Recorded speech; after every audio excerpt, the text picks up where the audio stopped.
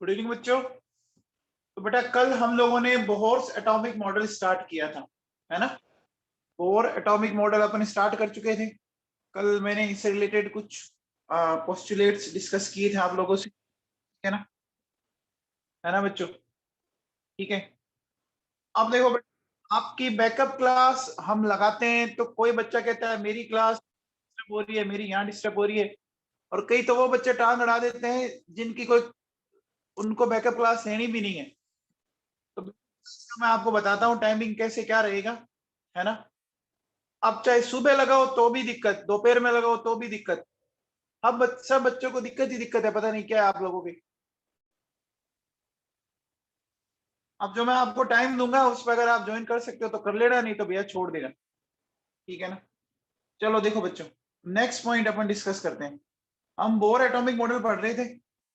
Bore क्या कहता है नेक्स्ट देखो, ये कहता है कि बच्चों इलेक्ट्रॉन उसी ऑर्बिट के अंदर मूव कर सकता है जिसमें उसका एंगुलर मोमेंटम, जानते हैं बच्चों एंगुलर मोमेंटम। एंगुलर मोमेंटम बच्चों फिजिक्स में पढ़ लिया आप लोगों ने। एंगुलर मोमेंटम वर्ड सुना है क्या फिजिक्स में? एमवीआर, वेरी गुड, ठीक है ना। तो वो कहता है कि एंगुलर मोमेंटम, चलो पहले मैं स्टेटमेंट लिखता हूं, है ना, फिर बात करते हैं बच्चों। देखो सुनो क्या कहता है। Electron can revolve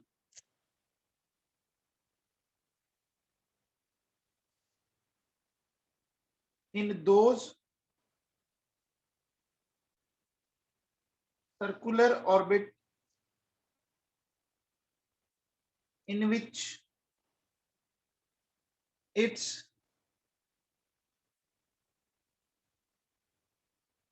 momentum is integral multiply of h upon 2 pi।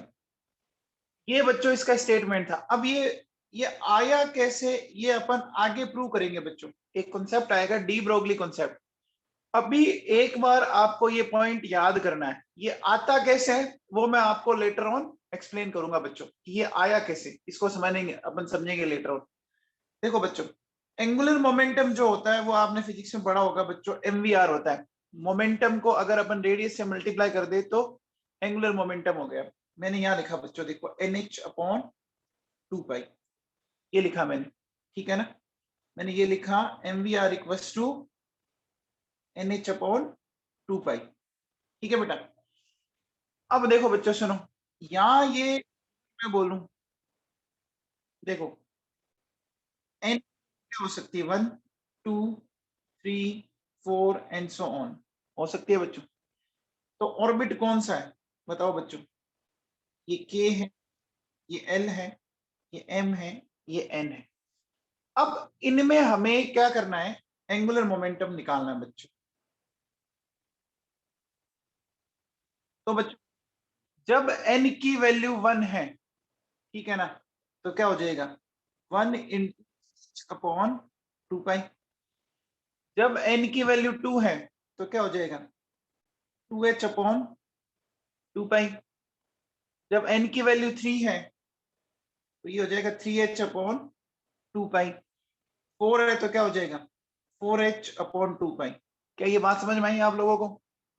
क्या ये बात आप लोगों को समझ में आई बच्चों? आ गई? अब आप एक बार बताओ बच्चों, यहां से एक चीज आप लोगों को समझ में आ रही है क्या? मुझे एक बार बताओ बच्चों, क्या एंगुलर मोमेंटम की ये वैल्यू आ सकती है 1.5 h अपॉन 2 पाई, 2.7 h अपॉन 2 पाई? क्या ये वैल्यूज पॉसिबल है क्या? क्या ये वैल्यूज पॉसिबल है बच्चों? नहीं है ना। हमेशा क्या होगा बच्चों, h अपॉन 2 पाई के साथ हमें नंबर ही आएगा, आएगा ना। हमेशा कौन सी वैल्यू आएगी, होल नंबर आएगी ना। यानी ये पॉसिबल नहीं है। इसका मतलब मैं क्या बोलूंगा कि एंगुलर मोमेंटम जो है वो एक क्वांटाइज्ड वैल्यू है क्या? एक क्वांटाइज्ड वैल्यू है। क्वांटाइज का मतलब समझो बच्चों, एक बात बताओ, अगर मैं आपसे बोलूं कि इंडियन करेंसी में अगर बीकानेर की बात करें तो बीकानेर में सबसे छोटी करेंसी कौन सी चलती है बताओ? सबसे छोटी करेंसी मिनिमम से मिनिमम 1 रुपीज, 1 रुपीज चलता है।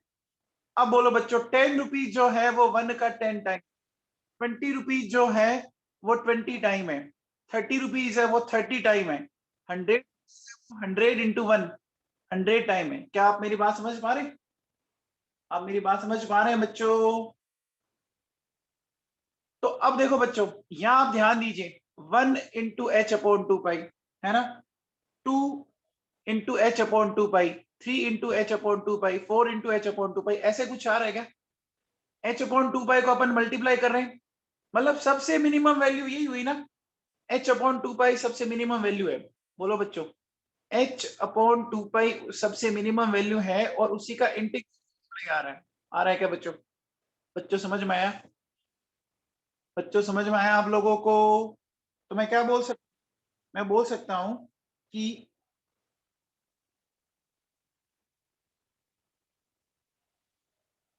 एंगुलर मोमेंटम है ना इज ए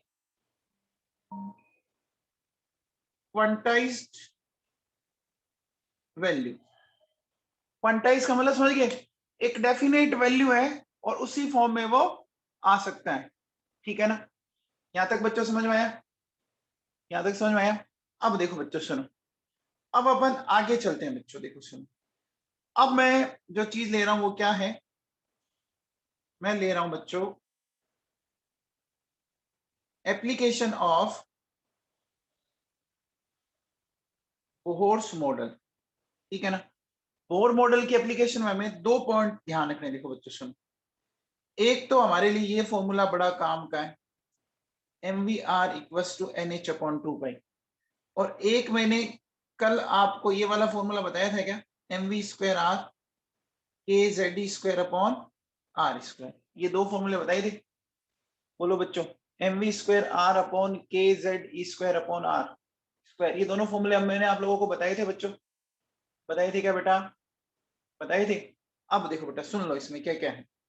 देखो बच्चों, इसमें जो n है ना वो तो है बच्चों ऑर्बिट नंबर, n जो है वो क्या है, ऑर्बिट नंबर है। ऑर्बिट नंबर क्या हो सकता है? 1 2 3 एंड सो ऑन हो सकता है।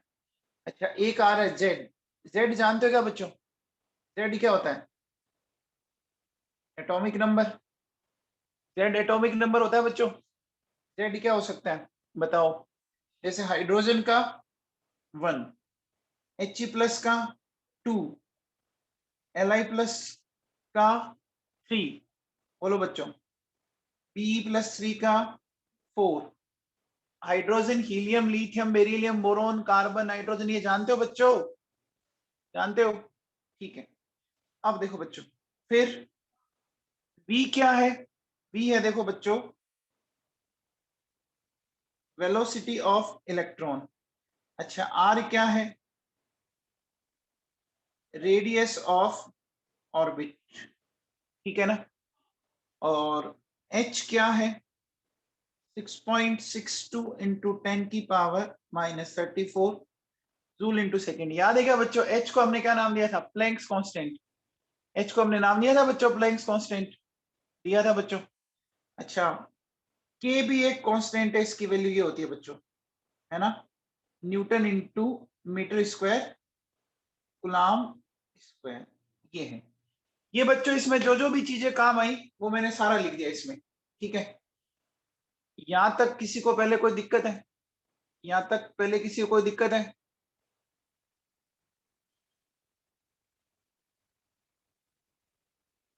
बोलो बच्चों, किसी को कोई प्रॉब्लम है? ठीक है। अब देखो बच्चों एक बात सुनो, जिन बच्चों को बैकअप क्लास लेनी है वो एक काम करना, जो भी बच्चा बैकअप क्लास ज्वाइन करता है, ठीक है ना, अभी मैं बैकअप लगाऊंगा एटॉमिक स्ट्रक्चर का, तो पहले आपका जो क्लास का टाइमिंग है वो मुझे भेज देना। जिसको भी बैकअप लेनी है वो पहले टाइम भेज देना, और उसके बाद अगर आपने मैंने क्या बोला, आपका जो टाइम है वो आप मुझे बता दीजिएगा, सर हमारी इसी टाइम क्लास है, उसके बाद मैं बता दूंगा। सुनते हो नहीं ढंग से? अब देखो बच्चों सुनो, अपन सबसे पहले लेते हैं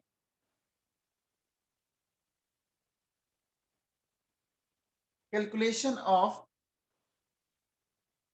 रेडियस ऑफ ऑर्बिट। रेडियस समझ तो बच्चों, देखो सुनो, सपोज मेरे पास एक कोई एटम है, ये न्यूक्लियस है बच्चों, और ये रेडियस है, ये रेडियस है बच्चों। हमें इस रेडियस को फाइंड आउट करना है। अब हम इसको कैसे फाइंड आउट कर सकते हैं, है ना? सेंटर टू पेरिफेरी जो डिस्टेंस है वो हमें फाइंड आउट करना है। तो देखो बच्चों, हम लोगों ने एक तो ये पढ़ा है, देखो बच्चों, M we square upon R K Z square upon R square, ये पढ़ा है। यहां से ये कैंसिल हो जाएगा, तो बच्चों बताओ आर क्या आ गया? के जेड स्क्वायर अपॉन आर आ गया क्या? सॉरी, के जेड स्क्वायर अपॉन मेरे पास ये आ गया क्या? M we square. बोलो बच्चों, आर की वैल्यू ये आ गई क्या मेरे पास? रेडियस। अरे नवाबो समझ में आया क्या? अब देखो, एक फॉर्मूला आपने ये पढ़ा है, m v r equals to n h upon 2 pi, पढ़ा है। यहां से एक चीज बताओ, मेरे को रेडियस वाले फॉर्मूले में वेलोसिटी नहीं चाहिए। सुन लीजिए मेरी बात, रेडियस वाले फॉर्मूले में मुझे वेलोसिटी नहीं चाहिए, तो मुझे ये जो टर्म v है इसको रिप्लेस करना पड़ेगा, इस टर्म v की जगह मुझे लाना पड़ेगा। तो मैं यहां से देखो बच्चों क्या कह रहा हूं, यहां से मैंने v लिखा, v इससे ये आ जाएगा क्या बच्चों बताओ? आ जाएगा। अगर मुझे वेलोसिटी निकालनी थी, आ जाएगा एन एच अपॉन 2 पाई। यहां से देखो मैंने m और r को उधर शिफ्ट कर दिया, और इस v को मैं यहां रख देता हूं, रख दूं, तो रखते देखो बच्चों क्या हो जाएगा, r की वैल्यू के जेड स्क्वायर अपॉन m। अब v का स्क्वायर करना है तो क्या हो जाएगा, देखो बच्चों, n स्क्वायर h स्क्वायर, ठीक है बच्चों, क्या हो गया? 4 pi square m square r square. ये बच्चों समझ में आया? बोलो बेटा, b का स्क्वायर करके लिखेंगे तो 2 का स्क्वायर 4, पाई का square m square r square. बच्चों ये समझ में आया क्या?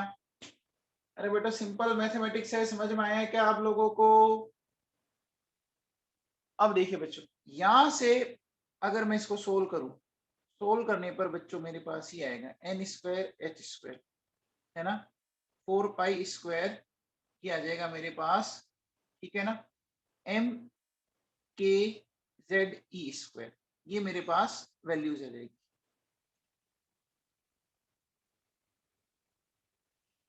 ये रेडियस का फाइनल फॉर्मूला है बच्चों मेरे पास, N square H square 4 pi square M के जेड ई स्क्वायर। आया बच्चों? बोलो बेटा समझ में आया आप लोगों को? N square H square 4 pi square M के जेड ई स्क्वायर, आ गया कि नहीं आ गया? बोलो। अब देखो बेटा सुनो, हमारे पास इसमें जो चीजें हैं वो समझते हैं। देखो इसमें एन तो चेंज होगा, एच की वैल्यू तो यही रहेगी,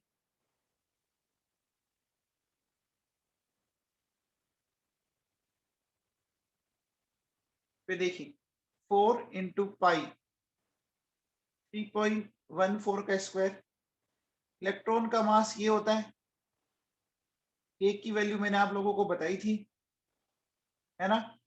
और ये आपके पास जेड, इलेक्ट्रॉन का चार्ज आप लोगों के पास ये होता है। ये मैंने सारी वैल्यूज इसमें रख दी, जो जो वैल्यूज कांस्टेंट है वो मैंने सारा कुछ यहाँ पे रख दिया बच्चों, ठीक है ना? जो जो वैल्यू कांस्टेंट है वो मैंने सारा कुछ यहाँ पर रख दिया। अब बच्चों सोल्व करूं, तो सोल्व करने पर क्या आएगा देखो, 0.53, है ना, into 10⁻⁻10 n square upon z, ये आ गया बच्चों मेरे पास मीटर के अंदर फॉर्मूला।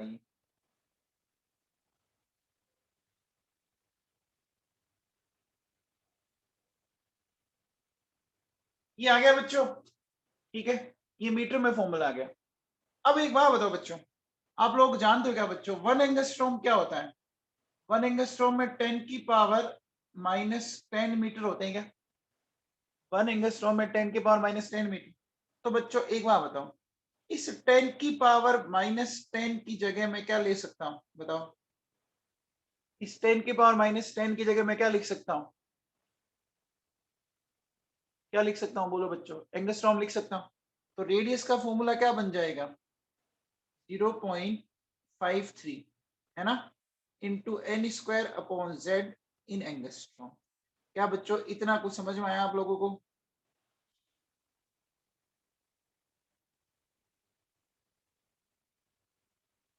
बोलो बच्चों, ये फॉर्मूला आपको याद करना है। बोलो यहां तक किसी को कोई डाउट है? यहां तक किसी को कोई डाउट है क्या बच्चों?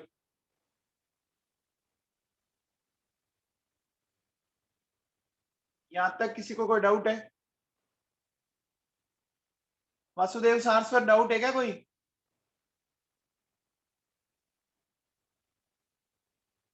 वासुदेव सारस्वत, एमटीआर क्या है? अच्छा एमटीआर क्या है ये बताऊं क्या? एमटीआर का मतलब है मुझे तुम रट लो, है ना, memory tips remember, memory tips remember. Vasudev तेरे को कोई डाउट है क्या? अरे वासुदेव क्या पूछ रहा हूं?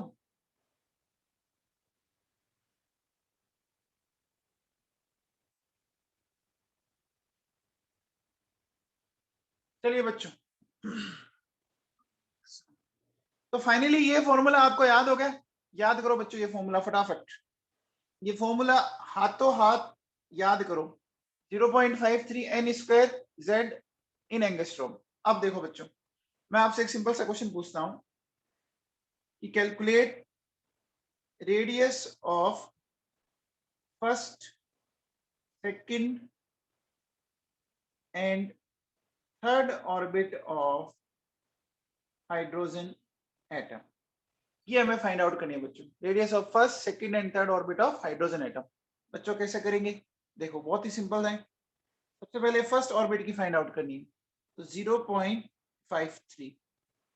आप मुझे बताओ फर्स्ट ऑर्बिट का मतलब n की वैल्यू क्या होगी? फर्स्ट ऑर्बिट का मतलब n की वैल्यू 1 होगी बच्चों, तो ये आ गया बच्चों। और z, हाइड्रोजन का z कितना होता है? हाइड्रोजन के लिए z कितना होता है? हाइड्रोजन का एटॉमिक नंबर बताओ बच्चों, 1। इसका मतलब कितना आ गया? 0.53 एंगस्ट्रॉम आ गया। आ गया, very good Shlok Ahuja. Are second देखो 0.53। अब सेकंड के केस में n की वैल्यू क्या हो जाएगी? वेरी गुड तनीषा चौधरी, 2 होगी बच्चों, तो ये 2 का स्क्वायर अपॉन 1, ऐसा करेंगे बच्चों, ठीक है ना। यानी ये क्या हो जाएगा देखो आपका 0.53 इंटू 4 हो गया, तो ये कितना आ जाएगा? 2.12 एंगस्ट्रॉम। अच्छा इसी तरह से अगर मुझे आर थर्ड फाइंड आउट करना है तो क्या हो जाएगा? 0.53 इंटू 3 का स्क्वायर, तो ये कितना आ रहा है बच्चों बताओ? 4.77 एंगस्ट्रॉम। बच्चों समझ में आया? बच्चों समझ में आया? सबको सबको समझ में आया?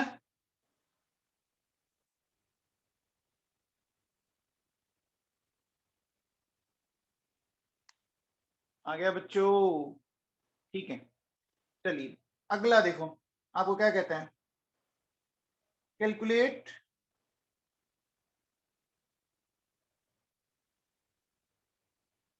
कैलकुलेट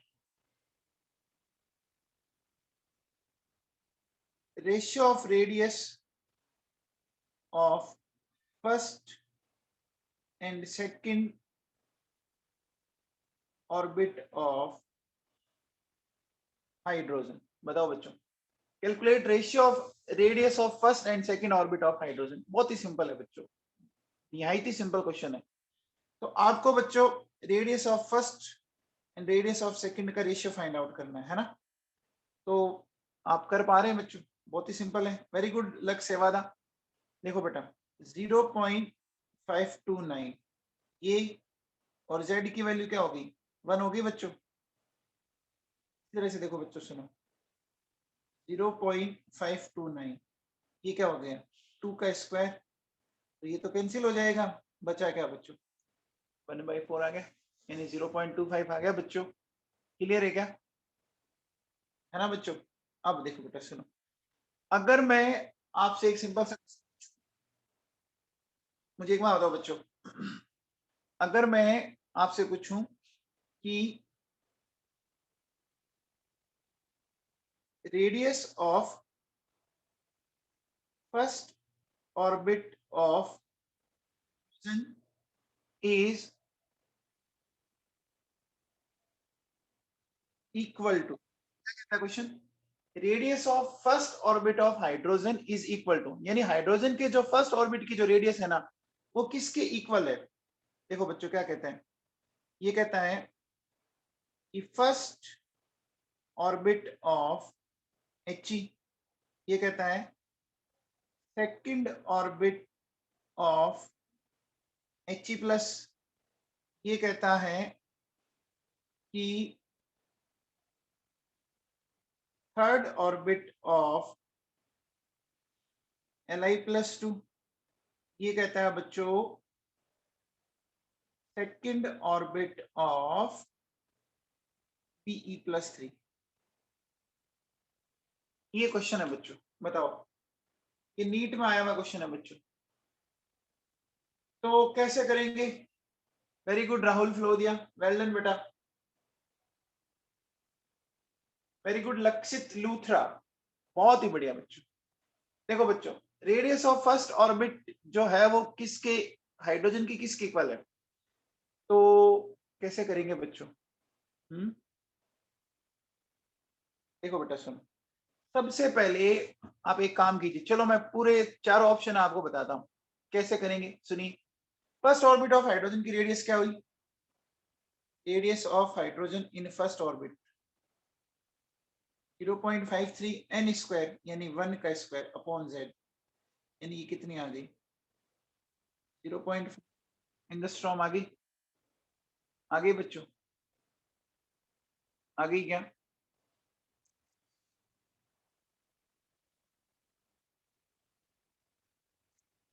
अब देखो, अगर मैं बात करूं फर्स्ट ऑर्बिट ऑफ हीलियम, है ना, सॉरी He प्लस करना पड़ेगा ना, देखिए first orbit of helium plus क्या आ जाएगा? 0.53। अच्छा, हीलियम का एटॉमिक नंबर क्या होता है बच्चों, बताओ, He प्लस का एटॉमिक नंबर क्या होगा? 2। ठीक है, फिर देखो बच्चों, second orbit of He plus, है ना, second orbit of He plus, तो 0.53, सेकंड का मतलब 2 का स्क्वायर अपॉन 2, ये भी नहीं आएगा। फिर देखो, third orbit of Li plus 2, third orbit of Li plus 2 क्या हो जाएगा? 0.53, 3 का स्क्वायर अपॉन 3, और फिर second orbit of Pe plus 3, है ना, क्या हो जाएगा? 0.53, n की वैल्यू क्या होगी? 2 का स्क्वायर, और बेरिलियम का एटॉमिक नंबर बताओ बच्चों, बेरिलियम का एटॉमिक नंबर बताओ, 4। ये देखो बच्चों कैंसिल हो गया। तो अब बताओ बच्चों, अब हाइड्रोजन की किसके सिमिलर आ रही है रेडियस, बताइए, हाइड्रोजन की रेडियस किसके सिमिलर आ रही है? डी आ रही है ना? क्या बच्चों ये क्वेश्चन आप लोगों को समझ में आया? क्या ये क्वेश्चन आप लोगों को समझ में आया बच्चों? अनुपम साहब समझ में आया? देहूती खत्री समझ में आया? देहूती खत्री, कीर्ति पुरोहित, देवी सी अरोड़ा, समझ में आ रहा है क्या बच्चों? देहूती खत्री, क्या पूछ रहा हूं बेटा, समझ में आया? ठीक है, अब देखो बच्चों, ये बताओ, ये कहता है कि if radius of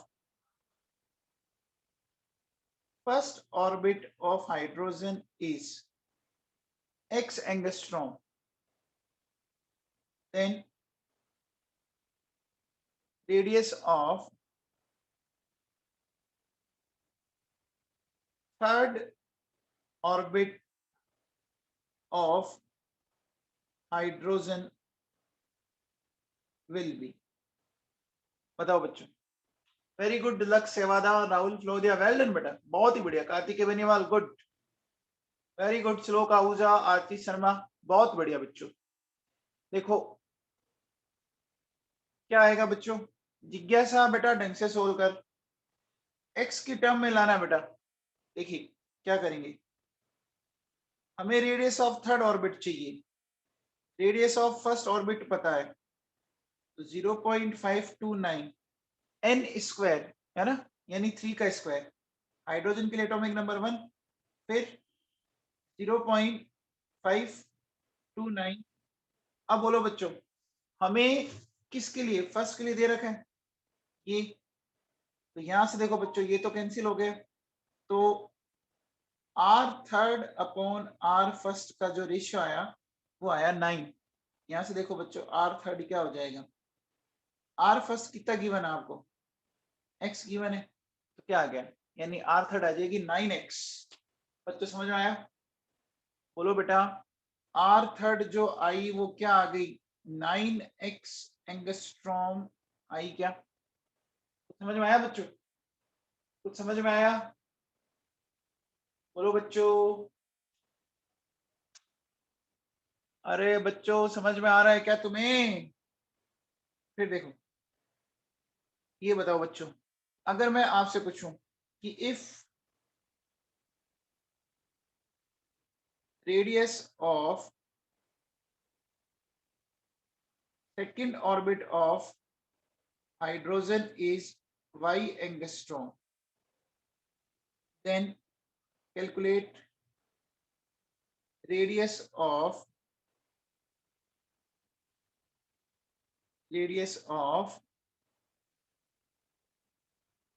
third orbit of Li+2। बताओ बच्चों, करो इस क्वेश्चन को कैसे करेंगे बताइए।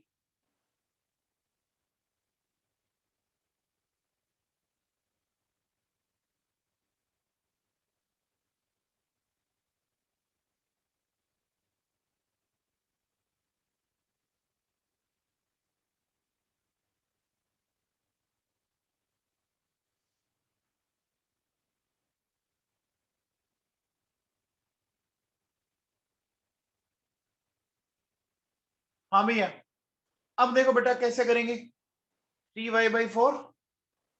देखो बच्चों कैसे करोगे, समझो आप, आपको क्या दे रहा है और क्या पूछ रहा है।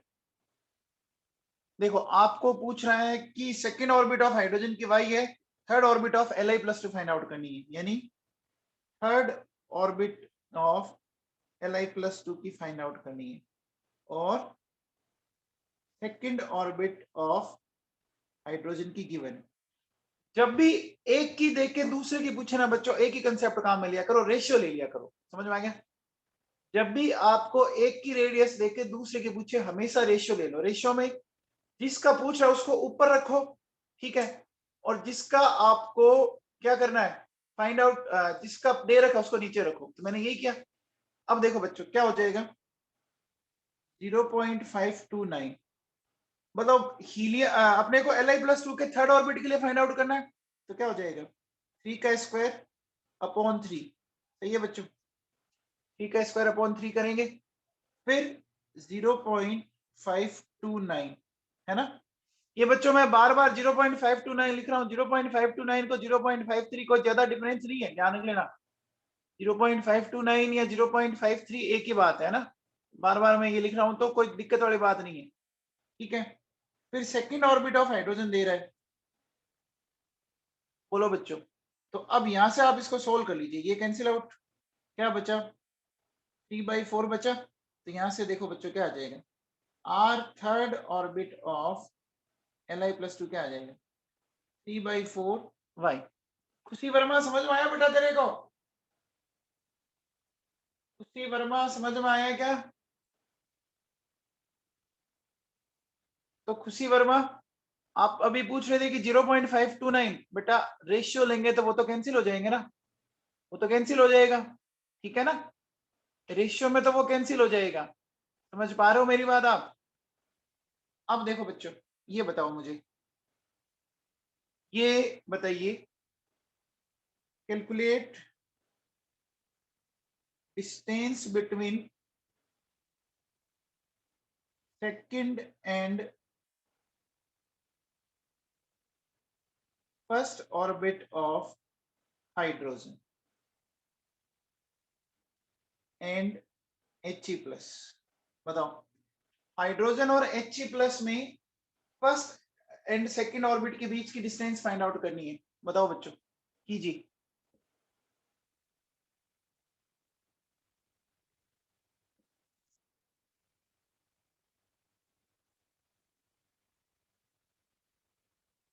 हाइड्रोजन में 1.59,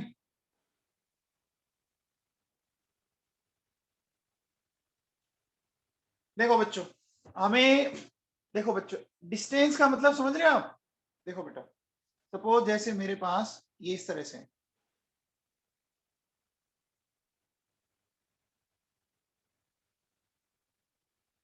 ये मान लीजिए फर्स्ट ऑर्बिट है, ये सेकंड ऑर्बिट है ना? तो बेटा क्या हो जाएगा, फर्स्ट ऑर्बिट की रेडियस मान लो ये है एंड सेकंड ऑर्बिट की रेडियस ये है, ठीक है? ये आर फर्स्ट, आर सेकंड। तो बच्चों, अगर मैं डिस्टेंस की बात करूं तो डिस्टेंस ये हुई क्या, इनके बीच की डिस्टेंस ये हुई क्या? बोलो बेटा, जो बीच की डिस्टेंस है वो x, x ये होगी क्या बच्चों, r second minus r first, ये हुई क्या बच्चों? तो अब देखो बेटा क्या करोगे, आर सेकंड कैसे फाइंड आउट करोगे, 0.529 एन स्क्वायर यानी 2 का स्क्वायर, और ये हो गया 1, 0.529, ये 1 का स्क्वायर अपॉन 1। तो अल्टीमेटली मेरे पास क्या आ गया, 0.529, 4 माइनस 1, यही हुआ, यानी 0.529 इंटू 3 कर देंगे, आ जाएंगे। बोलो बच्चों, सोल्व कर सकते हैं आप इस लोग इसको?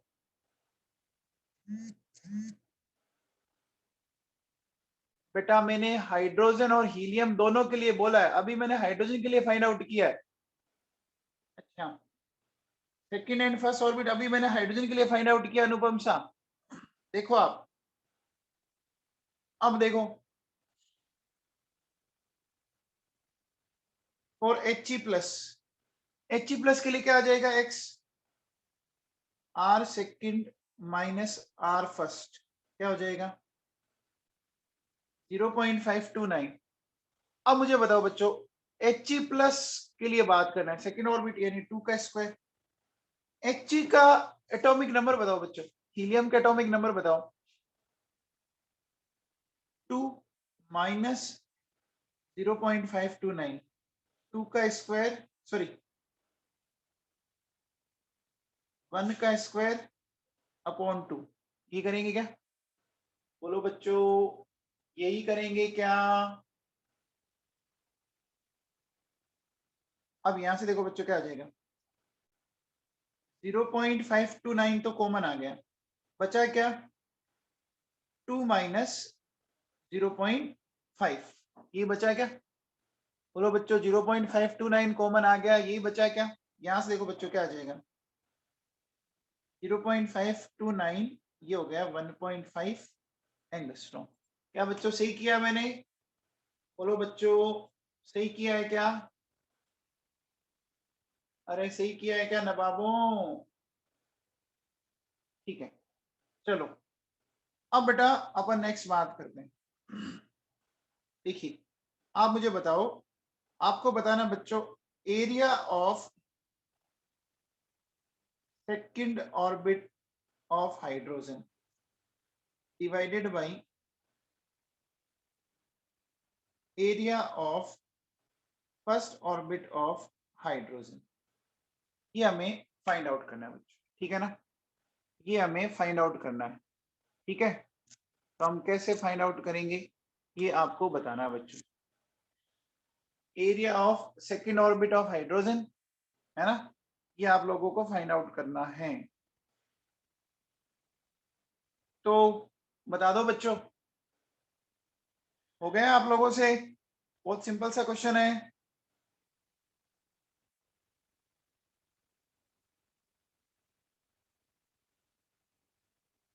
कैसे करेंगे बच्चों?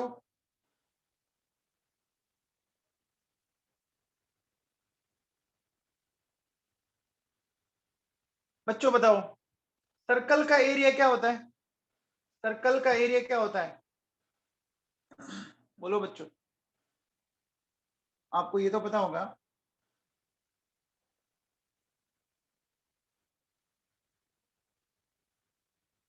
एरिया ऑफ सर्कल क्या होगा?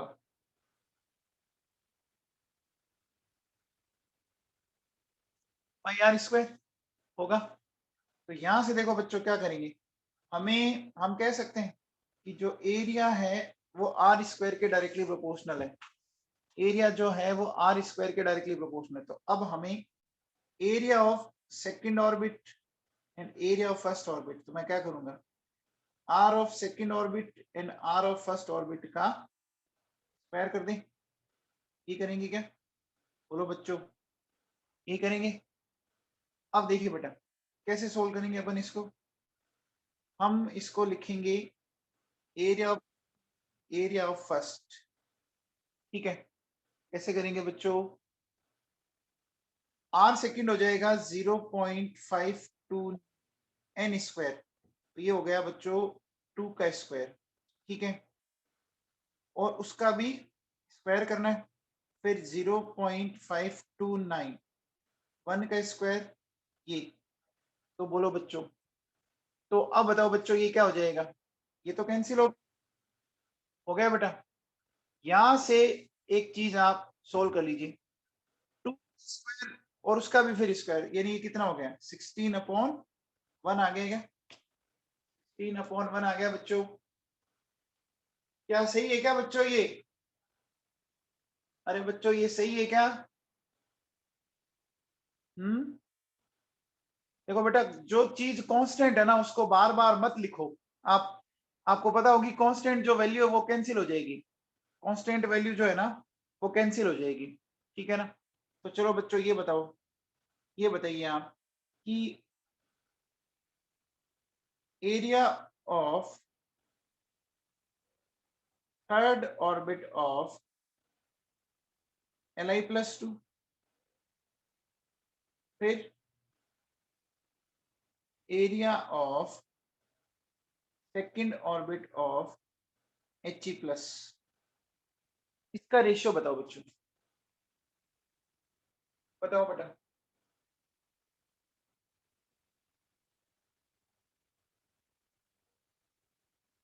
9/4।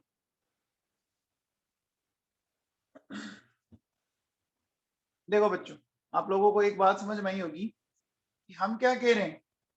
देखो एरिया जो है वो है पाई आर स्क्वायर, यानी एरिया हो गया आर स्क्वायर के डायरेक्टली प्रोपोर्शनल। यहां मैं कह सकता हूं आर की जगह मैं लिख सकता हूं एन स्क्वायर अपॉन जेड का स्क्वायर, यानी क्या हो गया, n⁴ z², ऐसा कह सकते हैं क्या? बोलो बच्चों, एरिया हो गया आर स्क्वायर के डायरेक्टली प्रोपोर्शनल। आर की जगह मैंने लिखा एन स्क्वायर अपॉन जेड, उसका स्क्वायर करेंगे तो एन का स्क्वायर फिर करोगे तो ये आ जाएगा। तो अब देखो बच्चों कैसे करोगे, हमें थर्ड ऑर्बिट ऑफ Li+2 कह रहा है। तो थर्ड ऑर्बिट ऑफ Li+2 कह रहा है, यानी ये तो क्या हो गया, 3⁴ और इसका कितना आता है, 3 का स्क्वायर डिवाइडेड बाई, हीलियम के लिए पूछ रहा है आपसे, तो हीलियम प्लस के लिए पूछ रहा है, तो ये हो गया 2⁴ एंड 2 का स्क्वायर। अब सोल्व करके बताओ बच्चों क्या आ रहा है। सोल्व करेंगे तो क्या आएगा बच्चों बताओ, 3 का स्क्वायर एंड 2 का स्क्वायर, तो कितना हो गया बच्चों बताओ, 3 का स्क्वायर 9/4। बेटा समझ में आया क्या आप लोगों को? अरे बच्चों समझ में आया क्या? एरिया होता है पाई आर स्क्वायर, तो पाई तो कांस्टेंट है, कैंसिल हो जाएगा, तो मैंने कर दिया आर स्क्वायर। आर होता है एन स्क्वायर अपॉन जेड, हो गया बच्चों, ठीक है। एन स्क्वायर जेड का अपन स्क्वायर कर देंगे तो n⁴ z²। क्लियर है क्या बच्चों? कुणाल मोदी समझ में आ गया बेटा तेरे को? चलो अब ये बताओ, कैलकुलेट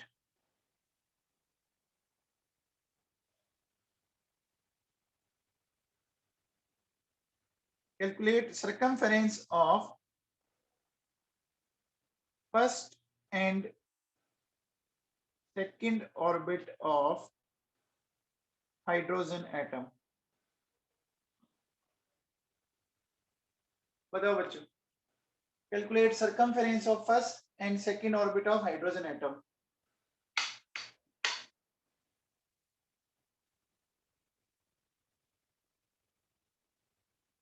सर्कमफेरेंस का रेशियो फाइंड आउट नहीं करना बेटा, रेशियो फाइंड आउट नहीं करना है, अलग अलग फाइंड आउट करनी है, रेशियो नहीं फाइंड आउट करना।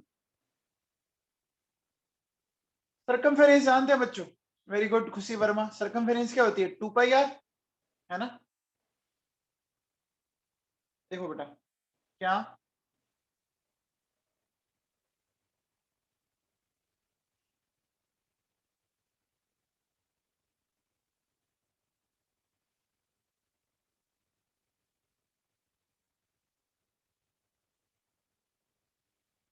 सर्कमफेरेंस होता है 2 पाई आर, ठीक है?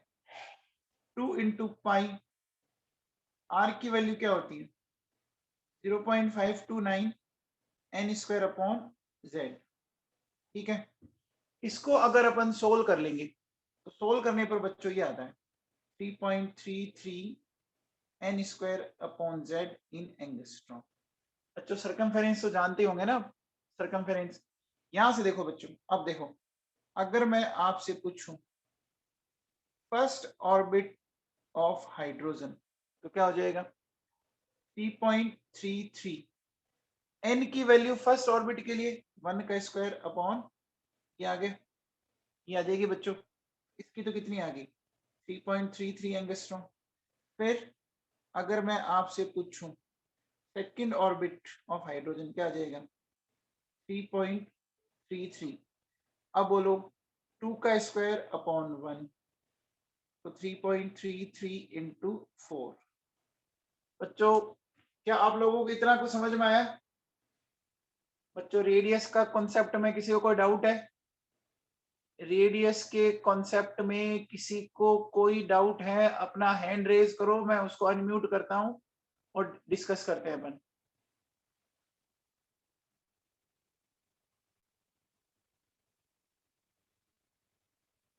रेडियस का फॉर्मूला याद हो गया सबको? रेडियस का फॉर्मूला याद हो गया बच्चों सबको? सबको याद है? कंफर्म?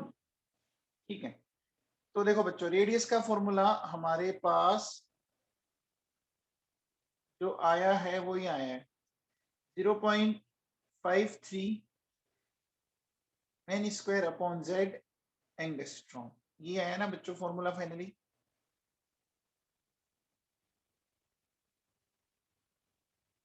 अब देखो बच्चों एक बात बताओ, अगर मैं आपसे ये बोलूं केस फर्स्ट कि z कांस्टेंट है, ठीक है? z अगर कांस्टेंट है तो क्या रेडियस एन स्क्वायर के डायरेक्टली प्रोपोर्शनल होगी क्या? बताओ, z अगर कांस्टेंट है, बोलो बच्चों, z कांस्टेंट है, 0.53 भी कांस्टेंट है, तो मुझे एक चीज बताओ बच्चों, अगर मुझे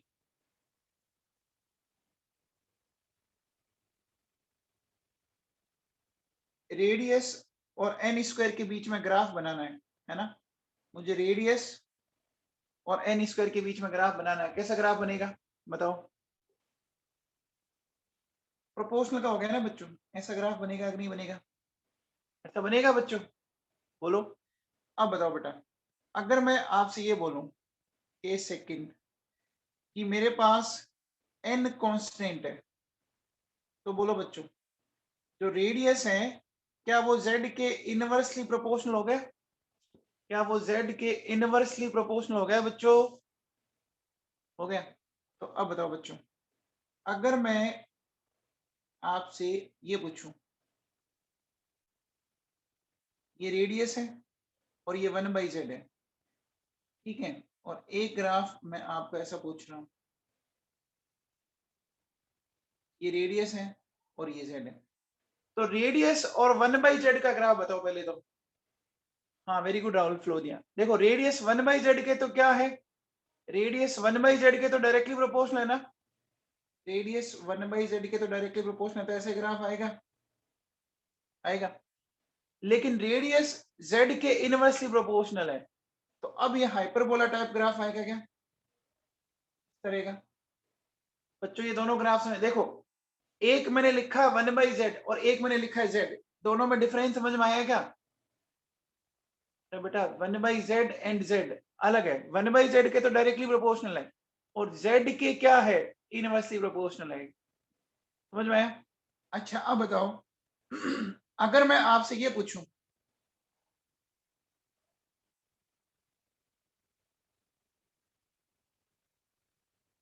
रेडियस और एन में ग्राफ बताओ बच्चों कैसा आएगा, ये कौन बताएगा? रेडियस और एन में ग्राफ कैसा आएगा ये बताओ बच्चों।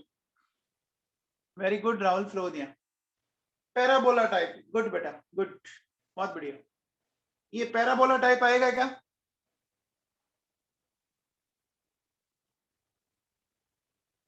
हाइपरबोला बोला था बेटा, ये हाइपरबोला ग्राफ है, देखो तो बोलते हैं हाइपरबोला। ये दोनों तो स्ट्रेट लाइन नहीं।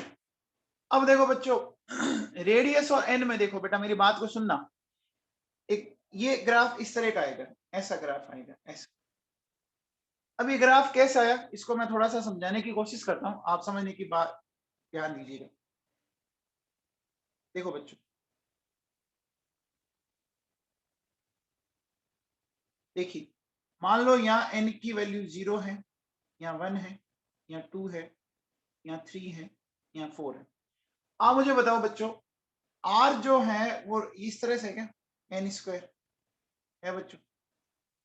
अब एन की वैल्यू 1 होगी तो आर भी 1 हुआ, एन की वैल्यू 1 है तो आर भी 1 हुआ बच्चों एक तरह से। अरे वैल्यू 1 हुई तो आर 1 हुआ, ये 1 हो गया। लेकिन बताओ बच्चों, जब एन की वैल्यू 2 होगी तो आर की वैल्यू क्या होगी बताओ? एन की वैल्यू 2 होगी तो आर की वैल्यू सीधी सीधी स्क्वायर करोगे तो 4 आएगा ना। तो बोलो बच्चों एन की वैल्यू 2 और आर की वैल्यू देखो बेटा क्या हो गई, यहां पहुंच गई ऑलमोस्ट। अब बताओ बच्चों, ग्रोथ किस में ज्यादा हो रही है, एन में ज्यादा ग्रोथ हो रही है या आर में ज्यादा ग्रोथ हो रही है? ग्रोथ किस में ज्यादा हो रही है, एन में या आर में? अच्छा बताओ, जब एन की वैल्यू 3 होगी तो आर की वैल्यू क्या हो जाएगी? जब एन की वैल्यू 3 होगी तो आर की वैल्यू क्या हो जाएगी, 9। तो देखो बेटा ये ग्राफ कुछ इस तरह से जा रहा है, देखिए आप, ऐसा जा रहा है क्या? जा रहा है बच्चों, जा रहा है क्या बेटा? इसमें आपको क्या ध्यान रखना है, बहुत सिंपल सी बात ध्यान रखिए। दूसरा पॉइंट कहाँ है? अरे खुशी वर्मा बेटा, ग्राफ छोटा बना लेना, ये ले यहाँ पे, यहाँ लगा ले 4, अब ऊपर जाके 9 लगा ले। समझ में आ गया? खुशी वर्मा समझ में आया क्या तेरे को या नहीं आया? देखो एक काम करते बेटा, मैं इसको ऐसे ले लेता हूँ, मैंने ले लिया यहाँ पे 2 4 6 8 ऐसे ले लिया। अब देखो बच्चों, जब ये 1 था तो मान लो यहाँ पर कहीं हुआ होगा, ठीक है। जब ये 2 था तो ये 4 हो गया, ये 4 हो गया। जब ये 3 था तो ये 9 हो गया, ये इस तरह से देखो, ये 9 यहाँ आ गया। तो ये ग्राफ कुछ ऐसा जा रहा है। कि वर्मा आप समझ में आया तेरे को?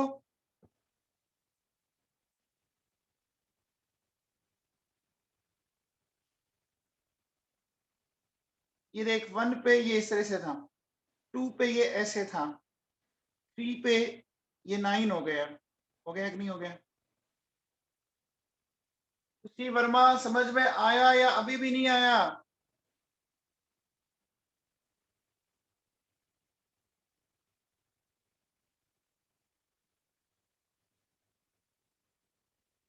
ठीक है, देखो बच्चों जब भी इस तरह का ग्राफ हो ना, आप एक सिंपल सा काम ध्यान रखा करो, जिस तरफ पावर कम है ना उस तरफ ग्राफ को मोड़ दिया करो।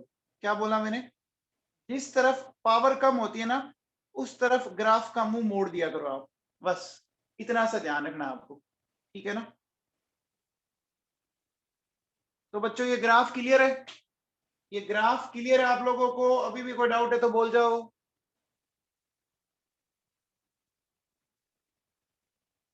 आगे चले? चलिए बच्चों, अब अपन नई हेडिंग डालते हैं बच्चों। देखो सुनो क्या,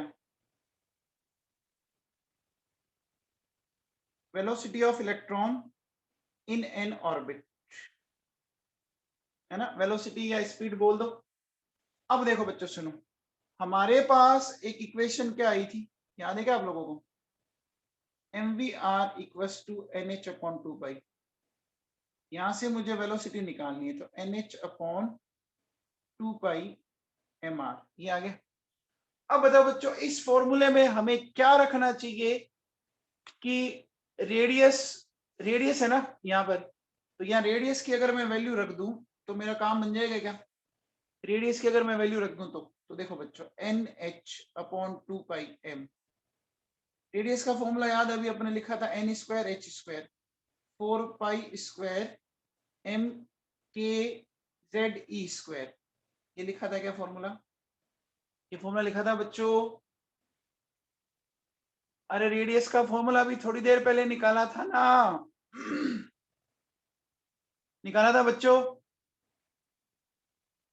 यहां से देखो बच्चों, वेलोसिटी का जो फाइनल फॉर्मूला आएगा, इसको सोल्व कर लो तो क्या आएगा देखो, 2 पाई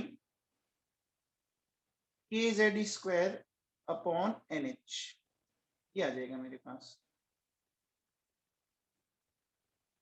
आ गया बेटा, 2 pi k Z square upon n h, है ना? By putting values of all constant, ठीक है ना? अगर मैं इनकी सबकी कांस्टेंट की वैल्यू रख दूं तो रखने पे देखो बच्चों क्या आएगा, ये आता है बच्चों 2.188 इंटू 10 की पावर 6 जेड अपॉन एन, ये आ गया बेटा मेरे पास, ठीक है? ये आता है मीटर पर सेकंड के अंदर। ये किस में आ रहा है बच्चों? मीटर पर सेकंड के अंदर आ गया मेरे पास,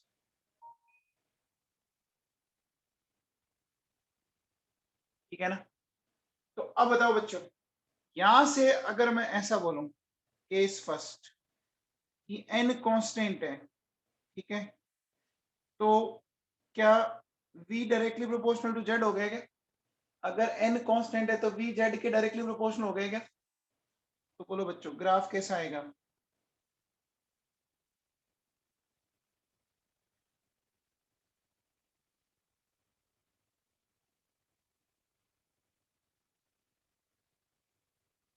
ऐसा ग्राफ आ जाएगा, ठीक है?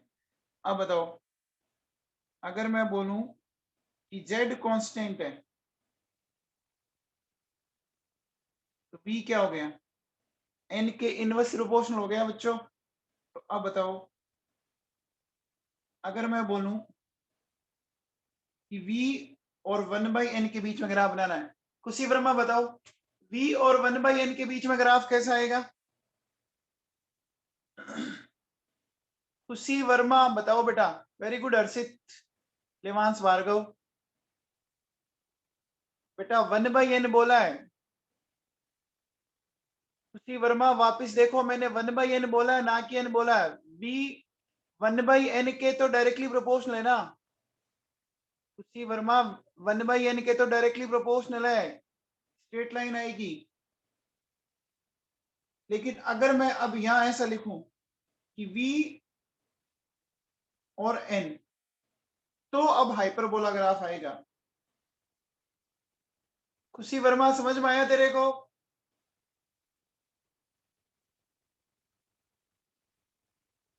बेटा 1/n और n दोनों अलग है। कीर्ति पुरोहित समझ में आ रहा है बेटा? कीर्ति पुरोहित, कीर्ति पुरोहित। अब देखो बच्चों सुनो, अब ये हम लोगों ने ग्राफ बना लिए, हम लोगों ने ग्राफ बना लिया बच्चों। तो एक वहां बताओ बच्चों, अगर मैं आपसे पूछूं कि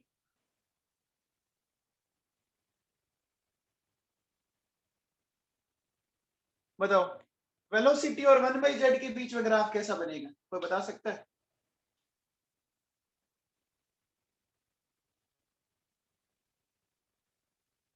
वेरी गुड राहुल फ्लोदिया, गुड बेटा, गुड आरती शर्मा, बहुत बढ़िया, वेल डन गोरिका पारिक, बहुत ही बढ़िया, गॉड ब्लेस यू बच्चों। हर्षित, हर्षित सही कर बेटा, लेवांस भार्गव बहुत बढ़िया। देखो बच्चों एक बात बताओ, हमारे पास हम कह रहे हैं कि वेलोसिटी जो है वो z के डायरेक्टली प्रोपोर्शनल है, क्या मैं इसको ऐसा भी लिख सकता हूँ? क्या मैं इसको ऐसा लिख सकता हूँ बच्चों, 1/1/z? बोलो, मैं इसको ऐसा लिख सकता हूँ क्या? z को मैं ऐसा लिख सकता हूँ? मैं इस z को ऐसा लिख सकता हूँ क्या बच्चों? एक ही बात है, z लिखो या 1/1/z, एक ही बात है बच्चों, है क्या? अब मुझे बताओ ये 1/z के इनवर्सली प्रोपोर्शनल हो गया क्या? जो वेलोसिटी है वो 1/z के इनवर्सली प्रोपोर्शनल हो गया क्या प्यारे बच्चों? हो गया। तो ग्राफ कैसा आ जाएगा? हाइपरबोला आ जाएगा। क्या ये ग्राफ आप लोगों के भेजे में बैठा? तनीषा चौधरी समझ में आया बेटा? तनीषा चौधरी, आदित्य प्रताप सिंह, आदित्य, वत्सल समझ में आया? वैभव ओझा, वत्सल वर्मा, बच्चों समझ में आ रहा है क्या तुम्हें? ठीक है बच्चों, अब बताओ, ये बताओ, calculate velocity of electron in first, second and third orbit of hydrogen. ठीक है, बताओ बच्चों, calculate velocity of electron in first, second and third orbit of hydrogen. तो कर सकते हैं बच्चों, क्या दिक्कत है? देखो फर्स्ट ऑर्बिट में करना है मुझे, 2.188 इंटू 10⁻6 है ना, z की वैल्यू 1 है, n की वैल्यू भी 1 है, ये आ गया मीटर पर second. Velocity in second orbit 2.188 into 10⁻6 है ना, तो z बाई n, तो z1 ये हो गया बाई 2। ठीक है, फिर velocity in third orbit 2.188 into 10⁻6 z by n, ये आ गया मीटर पर सेकंड। बच्चों समझ में आएगा? बच्चों समझ में आया? हो गया बेटा? तो चलो बाकी अपन कल करते हैं बेटा, ठीक है ना, इतना पढ़िएगा, बाकी कल करते हैं। कीर्ति पुरोहित, मैंने बैकलॉग क्लास का टाइम अभी तक बोला नहीं है, मैंने आपसे ये बोला आपकी क्लासेस का टाइमिंग क्या रहता है, उसके अकॉर्डिंग आप मुझे मैसेज, फिर मैं आपको बता दूंगा कि क्या टाइमिंग रखेंगे अपन, ठीक है ना।